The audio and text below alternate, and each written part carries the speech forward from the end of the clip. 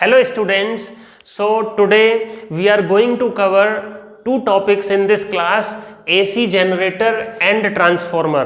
So students, आज हम दो टॉपिक कवर करेंगे और दोनों ही टॉपिक काफ़ी इंपॉर्टेंट हैं। जो फर्स्ट है वो AC generator and second is transformer. So students, important बात आज ये होने वाली है कि हमारा जो ये लास्ट टॉपिक है इस चैप्टर का, और इस टॉपिक का नाम होता है हमारा AC डिवाइसेस। क्या होता है? AC devices. हम इन दोनों डिवाइसेस को AC डिवाइसेस के नाम से भी जानते हैं। अब आप अगर NCERT का बुक देखेंगे तो हमारा जो ये AC जनरेटर है, ये जो डिवाइस AC जनरेटर है, ये इलेक्ट्रोमैग्नेटिक इंडक्शन के चैप्टर में दी हुई है। ओके, और जो ट्रांसफॉर्मर है ये AC के चैप्टर में, अल्टरनेटिंग करंट के चैप्टर में दिया हुआ है। लेकिन हम क्या करते हैं, ये पूरी यूनिट तो एक ही है, ये पूरी यूनिट तो एक ही है ना भाई, EMI एंड AC के नाम से ये पूरी यूनिट है। तो हम इनको सबसे बाद में, मैं इनको सबसे बाद में कवर करता हूं, क्योंकि ये दोनों के दोनों टॉपिक बहुत ही इंपॉर्टेंट टॉपिक हैं और डेफिनेटली एग्जाम में क्वेश्चन इनमें से पूछा ही पूछा जाता है। बात को आप समझें, दोनों के दोनों टॉपिक इक्वली इंपॉर्टेंट है, दोनों में से पक्का एक ना एक एग्जाम में हर साल आता रहा है। और ये 5 मार्क क्वेश्चन है, ये 5 मार्क्स क्वेश्चन है। तो ये बच्चों को स्कोरिंग के हिसाब से, पास होने के हिसाब से, तो सब बच्चे इन दोनों टॉपिक को कवर करके जाते हैं। तो यही दोनों, इसलिए मैंने इनको एक सेपरेट हेड में रखा है। मैंने इनको सेपरेट हेड में किस में रखा है? AC डिवाइसेस के नाम से। सो अपनी जो लास्ट क्लास इस चैप्टर की मेरी होती है, मैं उसमें इन दोनों टॉपिक को कवर करता हूं। और आज मैं कवर करने जा रहा हूं पहले AC जनरेटर को और उसके बाद ट्रांसफार्मर को। तो हम स्टूडेंट समझते हैं कि ये AC जनरेटर क्या होता है। देखो, माइकल फैराडे ने जब इलेक्ट्रोमैग्नेटिक इंडक्शन को डिस्कवर किया था, तो उसका जो सबसे बड़ी यूटिलिटी थी, सबसे बड़ा जो एप्लीकेशन था, वो AC जनरेटर था। देखिए, ऐसा होता है, अगर हमारी इलेक्ट्रिसिटी की सप्लाई नहीं आ रही है तो हमें इलेक्ट्रिकल पावर कहां से मिलती है? जनरेटर से। आपने देखा ही होगा, जब हमारी बिजली नहीं आती, इलेक्ट्रिकल पावर सप्लाई नहीं आता, तो कुछ घरों में जनरेटर, कुछ फैक्ट्रीज में, ऑफिसेस में जनरेटर स्टार्ट होते हैं। तो जनरेटर हमारा क्या करता है? जनरेटर हमें इलेक्ट्रिसिटी प्रोवाइड करता है। लेकिन बहुत इंपॉर्टेंट है, जनरेटर तो इसका नाम है अल्टरनेटिंग करंट जनरेटर, बट इसमें कुछ भी जनरेट नहीं होता, इसमें कुछ भी जनरेट नहीं होता, इसमें कन्वर्जन होता है। सो स्टूडेंट्स, इसमें किसका कन्वर्जन होता है? इसमें कन्वर्जन होता है mechanical energy into electrical energy, mechanical energy into electrical energy. मतलब AC जनरेटर एक ऐसी डिवाइस होती है जिसमें mechanical energy is converted into electrical energy. Okay, mechanical energy को, तो it is a converter, it is not a generator. Generator का मतलब तो कभी कुछ जनरेट होना चाहिए, बट जनरेट नहीं होता, कन्वर्ट होता है। क्या कन्वर्ट होता है? Mechanical energy is converted into electrical energy. अब कैसे कन्वर्ट होती है? जब हम इस यूनिट को स्टार्ट कर रहे थे तो आपको मैंने बताया था इलेक्ट्रोमैग्नेटिक इंडक्शन। इलेक्ट्रोमैग्नेटिक इंडक्शन मैं अपने बच्चों से हमेशा कहता हूं कि भाई एक लाइन में इसको डिफाइन कर दो। तो एक लाइन में इसका डेफिनेशन क्या होता है? This is the phenomena of generation of electricity in a circuit when magnetic flux linked with the circuit is change. मतलब change in magnetic flux causes an EMF, change in magnetic flux causes an electricity. तो कहने का मतलब ये है। और AC generator में क्या होता है? AC जनरेटर में तो हमारा इलेक्ट्रिकल एनर्जी प्रोड्यूस होता है ना, तो कैसे होगा? इलेक्ट्रोमैग्नेटिक इंडक्शन से। तो इलेक्ट्रोमैग्नेटिक इंडक्शन की फिनोमिना पर AC जनरेटर बेस्ड है। तो AC जनरेटर क्या हो गया? AC generator is a device which is used to convert electrical, which is used to convert mechanical energy into electrical energy. Okay, किस प्रिंसिपल पर based है? इट इज बेस्ड, इसका principle क्या है? It is based on the principle of electromagnetic induction. Electromagnetic induction क्या होता है? When a coil is rotated in a uniform magnetic field, then due to the change in magnetic flux linked with a coil and EMF is induced in the coil, so there is a current in the coil. अब इसका हमको construction भी समझना है, क्योंकि ये पूरी device हमें स्टडी करनी है, पूरी डिवाइस को हमें पूरा डिस्क्राइब करना है। तो उसमें हम क्या क्या करते हैं, उसमें हम पहली बात करते हैं कि भाई ये होता क्या है। एसी जनरेटर क्या होता है, मैकेनिकल एनर्जी को इलेक्ट्रिकल एनर्जी में कन्वर्ट करता है। उसके बाद उस डिवाइस का principle, on which principle of physics the device is based, this is based on electromagnetic induction. The principle of AC generator is electromagnetic induction. Electromagnetic induction is the phenomena of generation of electricity in a circuit whenever there is a change in magnetic flux linked with the circuit. After that we come to the construction part. After that we come to the construction part of this AC generator. Now what is construction? Construction का मतलब इसमें होता क्या क्या है, what are the components of AC generator? So there are four major components of AC generator. One is the armature. What is this armature? Armature is basically क्या होता है कि एक सॉफ्ट आयरन की कोर होती है। सॉफ्ट आयरन कोर के ऊपर there is rectangular insulated copper wire which is wound. So large number of copper wire or large number of trans of copper wire are wound on a cylindrical soft iron core. So this is called an armature. So ये हमारी armature coil है। Rectangular copper wire के काफी सारे ट्रंस को हमने soft iron core के ऊपर वाइंडिंग की हुई है। So that is called the armature, or this is also called an armature coil. You can see in the diagram ABCD is an armature coil. मतलब किसी कोर के ऊपर काफी सारे ट्रंस हम इंसुलेटेड कॉपर वायर के वाइंड कर देते हैं। Insulated copper wire is wound over soft iron core, so it becomes N armature coil. Now second is field magnet. अब चूंकि हमें मैग्नेटिक फील्ड की जरूरत होती है, तो मैग्नेटिक फील्ड की जरूरत करने के लिए हम क्या करेंगे, हम मैग्नेट के पोल्स यूज करेंगे। So magnetic poles are used of an electromagnet north and south pole. और बच्चों मैग्नेटिक फील्ड की डायरेक्शन क्या होती है, मैग्नेटिक फील्ड होता है नॉर्थ टू साउथ डायरेक्शन। इसके बाद जो थर्ड कंपोनेंट होता है वो होता है इसका स्लिप रिंग। स्लिप रिंग में क्या होता है, स्लिप रिंग्स बेसिकली क्या होती हैं, इनको हम कॉम्यूटेटर भी बोलते हैं। Slip rings are also called commutator, और कॉम्यूटेटर का काम होता है to change the direction of current. Slip rings are used to change the direction of current. मतलब जो हमने कॉपर वायर की कॉइल को वाइंड किया है, जो बाइंडिंग की है कॉपर वायर की, किसके ऊपर, कोर के ऊपर, तो there are two ends of the copper wire. So one these ends are connected to the rings. So जब कॉइल घूमती है, when coil rotates then rings also rotate. So direction of current को change करने के लिए हम slip rings का, slip rings मतलब this slip on this brushes. और जो लास्ट पार्ट है कंस्ट्रक्शन का वो है ब्रशेस।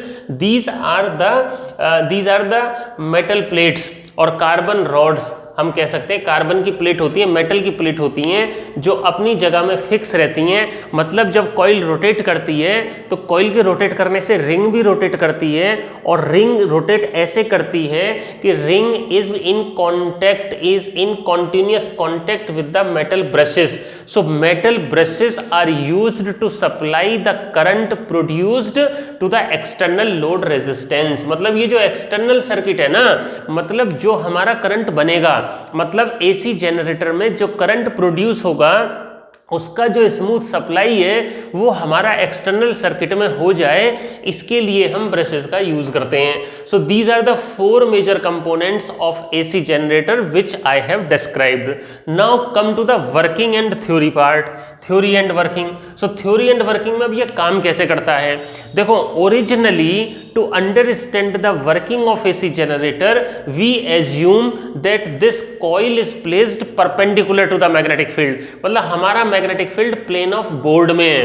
ये जो प्लेन ऑफ बोर्ड है ना, इसमें हमारा मैग्नेटिक फील्ड है नॉर्थ से साउथ डायरेक्शन में, और कॉइल को मैंने इसके परपेंडिकुलर रखा हुआ है। समझ रहे हैं, ऐसे रखा हुआ है, मतलब ये कॉइल ऐसे रखी हुई है परपेंडिकुलर। ये रेक्टेंगुलर कॉइल है, रेक्टेंगुलर कॉइल ऐसे परपेंडिकुलर रखी हुई है। और जब ये ऐसे परपेंडिकुलर रखी हुई है तो इसकी जो आर्म है ना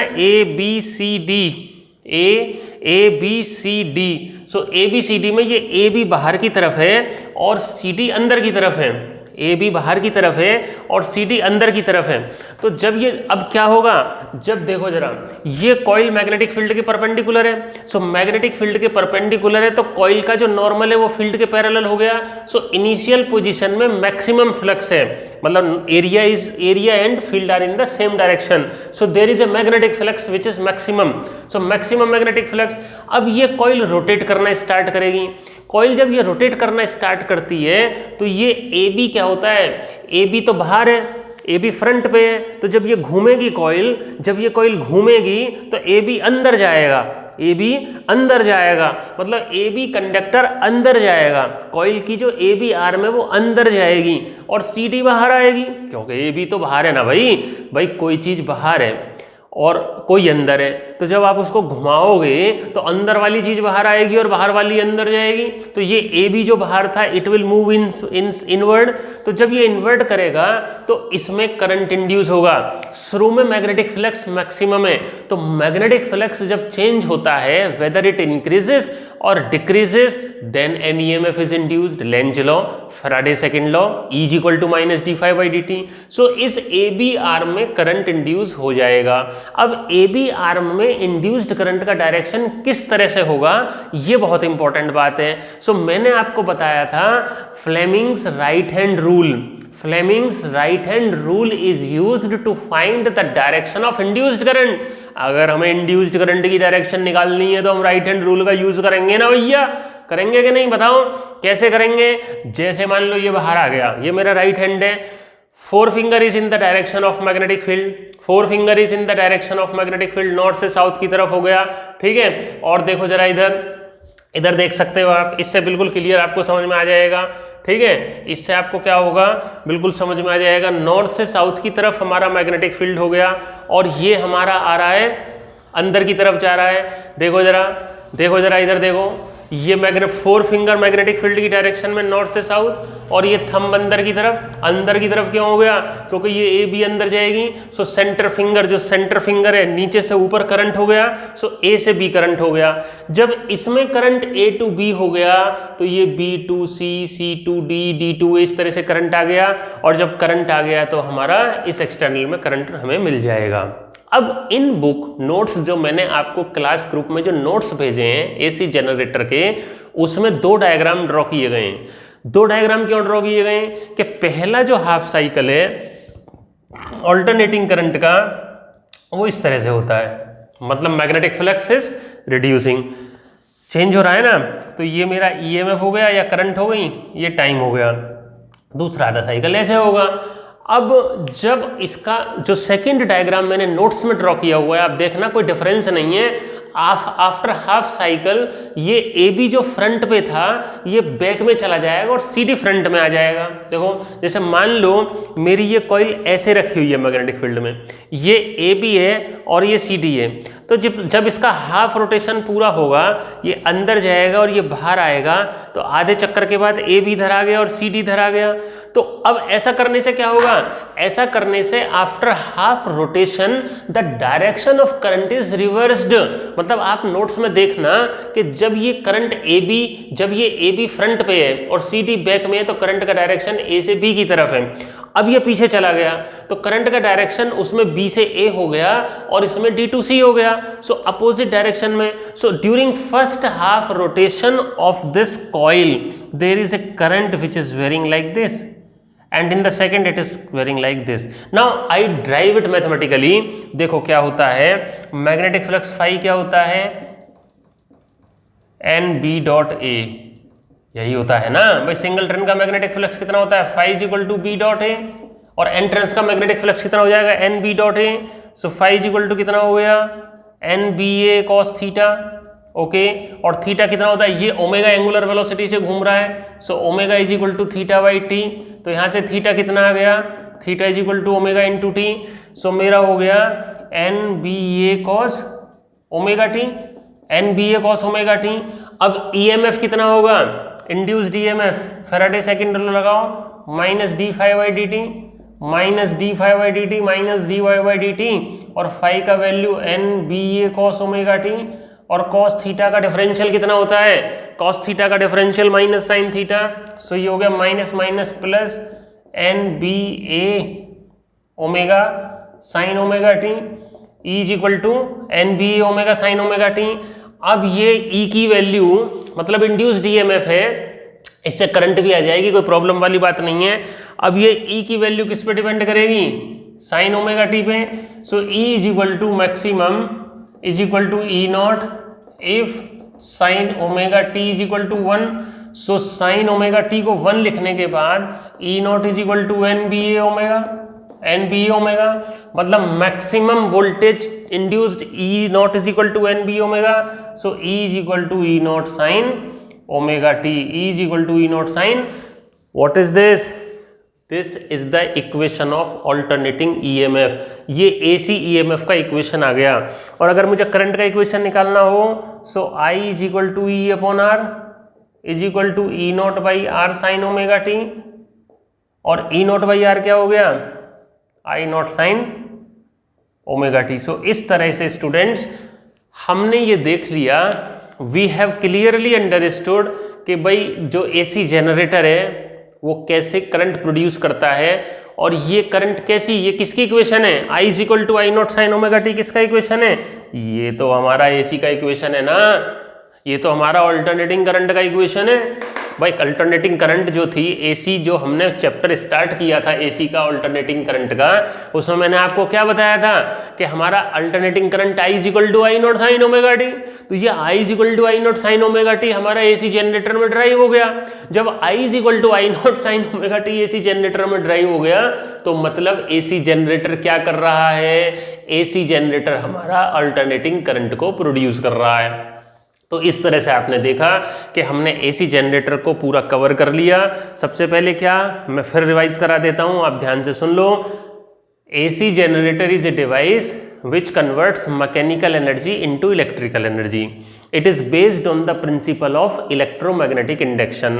According to this principle, when a coil is rotated in a uniform magnetic field, then due to the change in magnetic flux linked with a coil, an EMF is induced, so an induced current produces.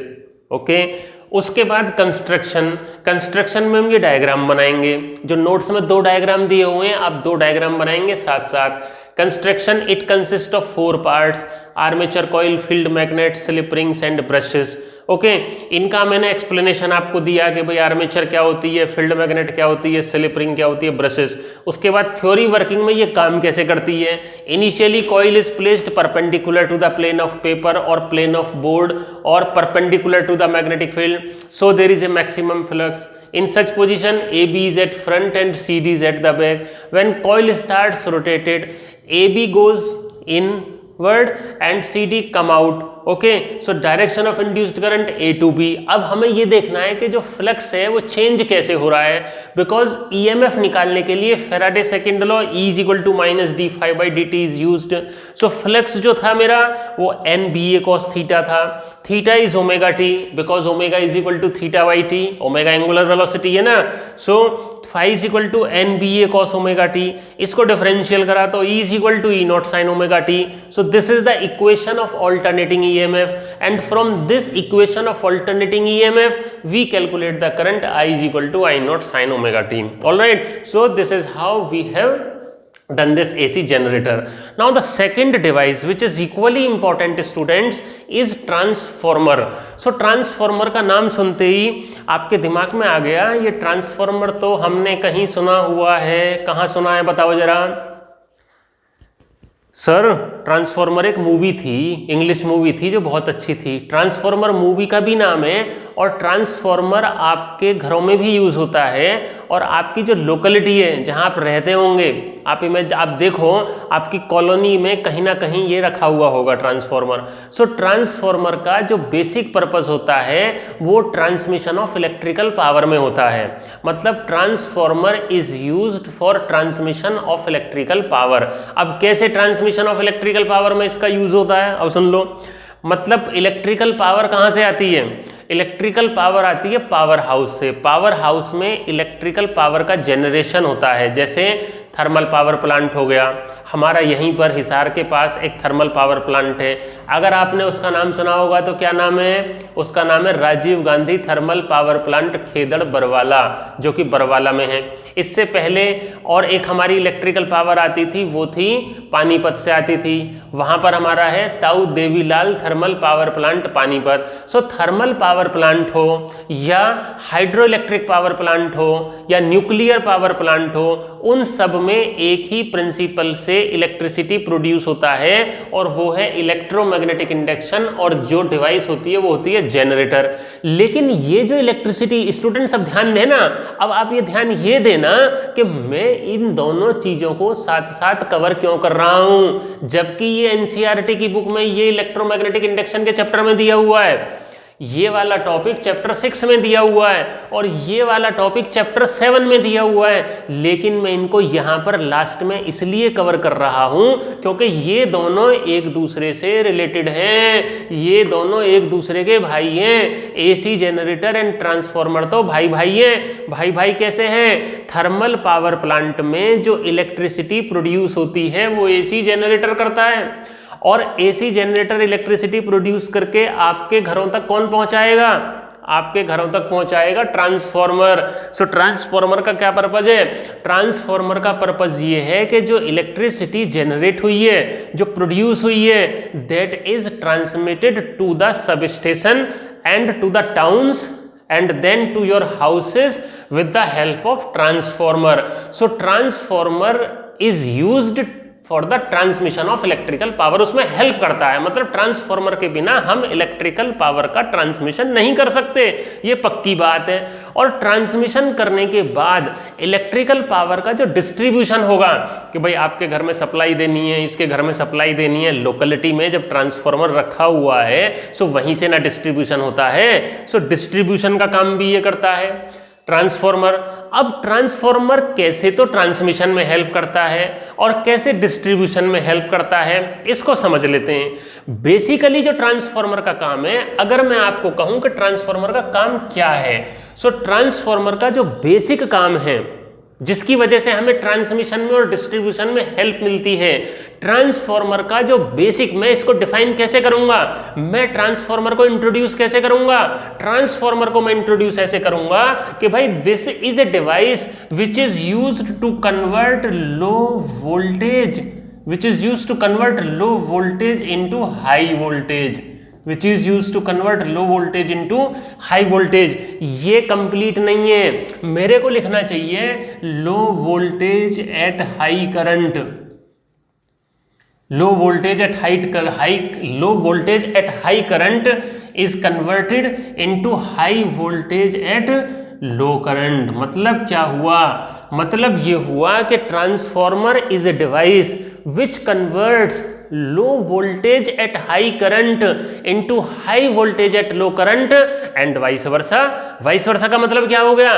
Transformer ऐसे भी कर सकता है, transformer high voltage at low current, high voltage at low current को low voltage at high current में भी convert कर सकता है। Low voltage at high current मतलब क्या हो गया? मतलब ये हो गया कि भाई लो वोल्टेज को हाई वोल्टेज में और हाई वोल्टेज को लो वोल्टेज में कन्वर्ट करने का काम ट्रांसफार्मर करता है। सो ट्रांसफार्मर अब दो तरह के काम करता है, एक तो लो वोल्टेज को हाई में और हाई को लो में, लेकिन साथ साथ हमें ये भी ध्यान रखना है क्योंकि इलेक्ट्रिकल पावर जो होती है वो कांस्टेंट रहती है। इलेक्ट्रिकल पावर क्या होती है? P = VI या P = EI। तो अगर मेरी जितनी पावर जनरेट हुई है पावर हाउस में, थर्मल पावर प्लांट में जितना इलेक्ट्रिकल पावर जनरेट हुआ है वो मुझे किसी टाउन को सप्लाई करना है, तो अगर जितना जनरेट हुआ है उतना मैं सप्लाई करूंगा तो मेरे को इन दोनों में चेंज करने के बाद अगर मैं एक को इंक्रीज करूंगा तो दूसरे को डिक्रीज करूंगा ना। अगर वोल्टेज ज्यादा होगा तो करंट कम होगी क्योंकि ये टर्म को कांस्टेंट रखना है। सो इसीलिए ट्रांसफार्मर में लो वोल्टेज अगर है तो करंट हाई होगा और हाई वोल्टेज है तो करंट लो होगा। क्यों? क्योंकि ट्रांसफार्मर में इलेक्ट्रिकल पावर कांस्टेंट रहता है। आइडियल ट्रांसफार्मर की मैं बात कर रहा हूं, ऐसा हो सकता है कि कुछ इलेक्ट्रिकल पावर लॉस हो जाए, ओके, बट आइडियल ट्रांसफार्मर को अगर मैं लूं सो आइडियल ट्रांसफार्मर में पावर कांस्टेंट रहती है। सो ट्रांसफार्मर क्या हो गया बच्चों? ट्रांसफार्मर हो गया students, transformer is a device which converts low voltage at high current into high voltage at low current and vice versa. मतलब it is also defined as a device which converts high voltage at low current into low voltage at high current. तो मतलब क्या हो गया, जो पहले वाला transformer है जो लो वोल्टेज को हाई वोल्टेज में कन्वर्ट करता है उसको बोलते हैं हम स्टेप अप ट्रांसफार्मर। क्या बोलते हैं उसको? Step up transformer. और जो ट्रांसफार्मर हाई वोल्टेज को लो वोल्टेज में कन्वर्ट करता है उसको बोलते हैं step down transformer. So transformer is of two types. Transformer is of two types. One is step up transformer. Step up transformer converts low voltage into high voltage, and step down transformer which converts high voltage into low voltage. अब आप कहोगे sir आपने शुरू में तो ये बताया था कि ये हमारा ट्रांसमिशन में और डिस्ट्रीब्यूशन में यूज होता है, और यहाँ आप ये बता रहे हैं यस ट्रांसफार्मर का एप्लीकेशन है for transmission of electrical power. अब देखो कैसे हमने वहां पर इलेक्ट्रिसिटी प्रोड्यूस किया। कहाँ पे इलेक्ट्रिसिटी प्रोड्यूस किया? पावर प्लांट में, थर्मल पावर प्लांट बरवाला में हमने electricity, thermal power plant Barwala तो सभी ने देखा ही होगा, वहाँ पर हमने क्या किया? हीट प्रोड्यूस करके इलेक्ट्रिसिटी जनरेट कर लिया। वो जो इलेक्ट्रिसिटी का जनरेशन हुआ उसका वोल्टेज होता है कम, उसके वोल्टेज को हम अप करते हैं। जितना ईएमएफ होता है उसका हम वोल्टेज इंक्रीज करते हैं। तो ट्रांसफार्मर की किसकी जरूरत पड़ेगी? स्टेप अप की। देखो ऐसा होता है जब वहां से इलेक्ट्रिकल पावर का ट्रांसमिशन होता है तो इलेक्ट्रिकल पावर ट्रांसमिशन लाइंस होती हैं, जो बड़े बड़े वायर होते हैं, जो पोल्स लगे हुए होते हैं, हाई टेंशन लाइन जो होती है, हाई टेंशन ट्रांसमिशन लाइन जो होती है उसके थ्रू इलेक्ट्रिकल पावर ट्रांसपोर्ट होती है। तो वहां पर जो ट्रांसपोर्टेशन होता है ये ट्रांसपोर्टेशन हाई वोल्टेज और लो करंट पर होता है स्टूडेंट्स। ये ट्रांसपोर्टेशन हाई वोल्टेज और लो करंट पर क्यों होता है? ये ट्रांसपोर्टेशन हाई वोल्टेज और लो करंट पर इसलिए होता है कि हाई करंट अगर होगा तो करंट के हीटिंग इफेक्ट की वजह से वायर बर्न हो जाएगा। हीट ज्यादा करंट होगी ना, more is the current more will be the heat. So transmission line हमारी जल के राख हो जाएगी, ट्रांसमिशन लाइन हमारी जल के खाक हो जाएगी। तो हमेशा ध्यान रखना ट्रांसमिशन जो होता है, transportation power, electrical power is transported at high voltage low current, at high voltage low current. So वहां से हमने क्या किया? जनरेशन किस पे हुआ था? जनरेशन हुआ था लो वोल्टेज हाई करंट पर। ट्रांसपोर्टेशन किस पे हुआ? ट्रांसपोर्टेशन हुआ हमारा हाई वोल्टेज लो करंट पर। और उसके बाद जो डिस्ट्रीब्यूशन होगा वो किस पे होगा? वो लो वोल्टेज हाई करंट पे फिर हो जाएगा हमारा। ओके तो मतलब हमें ट्रांसफार्मर की हर जगह जरूरत पड़ी प्रोड्यूस करने के बाद, उसको ट्रांसमिट करने से पहले, और ट्रांसमिट होके जब आ गया उसको फिर डिस्ट्रीब्यूट करने से पहले। मतलब आप ये समझ लो कि आपके घरों में जो इलेक्ट्रिकल पावर का वोल्टेज होता है कितने वोल्टेज पर सप्लाई होती है? बताओ कितने वोल्टेज पर सप्लाई होती है? आप तो यही सोचेंगे कि हमें पता नहीं है सर कितने वोल्टेज। अरे भाई 220 वोल्ट पर सप्लाई होती है। 220 volt is the supply voltage. और 220 वोल्ट और जो ट्रांसफार्मर को मिलती है वो कितनी मिलती है? 440 वोल्ट। सो ट्रांसफार्मर हमें 440 वोल्ट से 220 वोल्ट कन्वर्ट करके देता है। तो कैसा ट्रांसफार्मर हुआ? स्टेप डाउन ट्रांसफार्मर हुआ। अब 440 वोल्ट जो उसके ऊपर, उसके जो हमारा लोकेलिटी का ट्रांसफार्मर है उस पर जो सब स्टेशन से सप्लाई आ रही है वो कुछ 11,000 वोल्ट पर आती है, उससे भी ज़्यादा पर। सो वो 11,000 वोल्ट को 440 और 440 को फिर 220 में हमें मिलता है। लेकिन जो ट्रांसमिशन होता है वो ट्रांसमिशन बहुत हाई वोल्टेज पर होता है, वो 22,000 122,000। और आप इमेजिन करेंगे आपके स्कूल में, ग्राउंड में, या आपने आसपास कहीं देखा होगा जो हाई टेंशन लाइन का सप्लाई जो लाइन होता है वो कितना हाई वोल्टेज पर होता है, कितना हाई वोल्टेज पर होता है। आपके स्कूल में जो ग्राउंड में के ऊपर जो हाई टेंशन लाइन है उसमें 136 किलो वोल्ट है, उसका जो वोल्टेज है 136 kilo volt. Can you imagine कितना हाई वोल्टेज है? 136,000 वोल्ट पर ट्रांसमिशन होता है। और उसके बाद फिर टाउन में जाएगा, फिर सब स्टेशन में जाएगा, फिर लोकेलिटी में जाएगा, उसके बाद घरों में जाएगा। सो अब आप देख सकते हैं how important the transformer is. और इवन जो आपके इलेक्ट्रॉनिक इक्विपमेंट्स घरों में है, कौन कौन से इलेक्ट्रॉनिक इक्विपमेंट घरों में? टेलीविजन हो गया, ट्रांजिस्टर हो गया, म्यूजिक सिस्टम हो गया, इनमें छोटे छोटे ट्रांसफार्मर लगे हुए होते हैं क्योंकि ये हमारी लो वोल्टेज ऑपरेटिंग डिवाइस होती हैं। जैसे मान लो कोई 9 वोल्ट पे काम कर रही है, वाटर प्योरीफाइंग सिस्टम है, उसको 9 वोल्ट चाहिए, बैटरी छोटी सी मोटर है, तो 9 वोल्ट क्या करोगे, 220 वोल्ट को 9 वोल्ट में कन्वर्ट करने के लिए ट्रांसफार्मर यूज करोगे। ट्रांसफार्मर कौन सा यूज करोगे, स्टेप डाउन। तो छोटे छोटे ट्रांसफार्मर आपको मार्केट में मिल जाएंगे जो हमारे घरों में यूज होते हैं डिवाइसेस के अंदर, ठीक है। तो ये बात हो गई। सो ट्रांसफार्मर का अब आपको कुछ आइडिया लग गया होगा। अब हम आते हैं कि भाई ट्रांसफार्मर की कंस्ट्रक्शन क्या होती है और ट्रांसफार्मर किस प्रिंसिपल पर बेस्ड होता है और ट्रांसफार्मर काम कैसे करता है। तो ट्रांसफार्मर में principle is mutual induction. Transformer is based on the principle of mutual induction. AC generator is based on the principle of electromagnetic induction. तो अब ये देखो स्टूडेंट्स कि म्यूचुअल इंडक्शन क्या होता है। मैंने आपको बताया था लास्ट चैप्टर में, mutual induction is the property of two coils. Mutual induction is the property of two coils by virtue of which each opposes the change in strength of current। मतलब अगर हम एक कॉइल में current change करते हैं तो दूसरी वाली जो कॉइल है उसमें ईएमएफ इंड्यूस हो जाएगा, उसमें क्या होगा, ईएमएफ इंड्यूस हो जाएगा। बस यही प्रिंसिपल है। आप ये देखो एक कंडक्टर के हमने क्या किया हुआ है, स्लाइसेस कट की हुई है, मतलब एक बल्क कंडक्टर को लेके उसको थिन शीट्स में कट कर दिया और थिन शीट्स में कट करने के बाद उसकी वाइंडिंग कर दी उसके ऊपर। मतलब इसको डायग्राम को ऐसे बना सकते हो, ये कोई बल्क कंडक्टर है और ये मैंने इसकी शीट काट दी ऐसे। तो यहाँ पर ये एक कॉइल है, इसको बोलते हैं प्राइमरी कॉइल P1 P2, दूसरी सेकेंडरी कॉइल होती है। तो अब मेरे को क्या करना है, मेरे को वोल्टेज को, लो वोल्टेज को हाई में या हाई को लो में। अब देखो यहाँ पर मैंने ये नंबर ऑफ टर्न्स डिसाइड करते हैं। प्राइमरी कॉइल में नंबर ऑफ टर्न्स हो गए कुछ, मान लो ये हो गए मेरे NP। सेकेंडरी कॉइल में नंबर ऑफ टर्न हो गए, ये हो गए NS।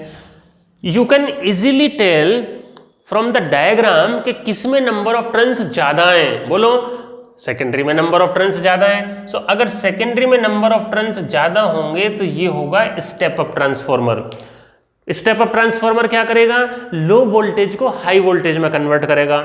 अब आप स्टूडेंट्स ये देखो यहाँ पे कि जिस लो वोल्टेज को हाई वोल्टेज में कन्वर्ट करना है उसको मैं ट्रांसफार्मर की प्राइमरी के अक्रॉस लगा देता हूँ, ठीक है। अब क्या होगा, अब ये तो एसी वोल्टेज है, एसी वोल्टेज का तो नेचर होता है चेंज होने का, तो ये चेंज होएगा। तो जब ये करंट इसमें चेंज होगी तो इससे लिंक सर्किट में ईएमएफ इंड्यूस होगा। अब चूंकि इसमें नंबर ऑफ टर्न्स ज्यादा हैं, सो यही इसकी इंपॉर्टेंट बात है कि नंबर ऑफ टर्न्स को इंक्रीज करके, by increasing the number of turns we can get more voltage, because E is equal to NdΦ/dt। Okay, so secondary में नंबर ऑफ टर्न्स को इंक्रीज करके हम यहां पर जो आउटपुट वोल्टेज है उसको इंक्रीज कर लेते हैं। यहां पर लो वोल्टेज था, सेकेंडरी में हाई वोल्टेज हमें मिल गया, लेकिन ईच टर्न का वोल्टेज सेम रहता है। मान लो मेरा एक टर्न तो एक जैसा है ना। नंबर ऑफ टर्न्स ज्यादा करके हमने वोल्टेज को कम या ज्यादा करना है। नंबर ऑफ टर्न्स ज्यादा कर देंगे तो वोल्टेज ज्यादा हो जाएगा, नंबर ऑफ टर्न्स कम कर देंगे तो वोल्टेज कम हो जाएगा, लेकिन एक टर्न का वोल्टेज सेम रहेगा। मान लो मैंने यहां पर लगाया voltage E is equal to E0 sin ωt, ठीक है। EP में total number of turns NP है, तो एक का कितना हो गया, EP/NP is equal to secondary का कितना हो गया, ES/NS। बस यही बहुत इंपॉर्टेंट रिजल्ट है। EP एक सिंगल टर्न का जो वोल्टेज है, voltage of single turn remains constant. और क्या होता है, पावर इनपुट और पावर आउटपुट